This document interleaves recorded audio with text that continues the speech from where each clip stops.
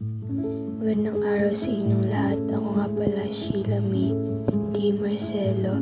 I'm from Patala, Cabanatuan City. And right now, I'm studying at Cantinio National High School. Today, I just want to share a little bit about myself. Kung tatanungin kung sino ako, simple lang ang sagot ko.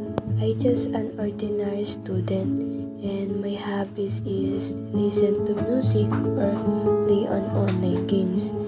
Pero syempre hindi lang yung hobbies ang nag-shape sa akin bilang tao. Importante rin sa akin yung relationship ko with people. Hindi ako yung type na sobrang daming friends, pero I value quality over quantity. For me, yung taong nandyan consistently, family and close friend. Sila yung nagbibigay ng strength and motivation. Like kapag down ako, minsan simpleng banding or kwentuhan lang with them. Sapat na para ma-flip yung mood ko. May time din na nakaka-stress sa school, pero dahil may kaibigan kang nakakausap or may pamilya kang sumusuporta, nagiging madali yung journey.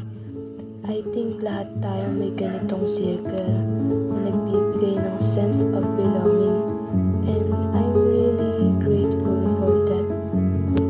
Pagdating naman sa personality ko, tahimik ako minsan, maingay, mahilig akong mag-share ng kwento, at minsan puro random lang talaga. Pero that's me, gusto ko yung vibes na light at fun kasi dapat hindi laging siniseryoso ang life. Importante na marunong din tayong tumawa, magpatawa at makita yung joy kahit sa maliit na bagay.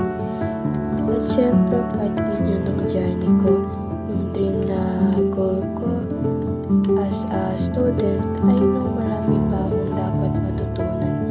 Hindi ko pa sigurado kung exactly yung magiging future ko, but I know I want to keep going, keep exploring, and keep learning.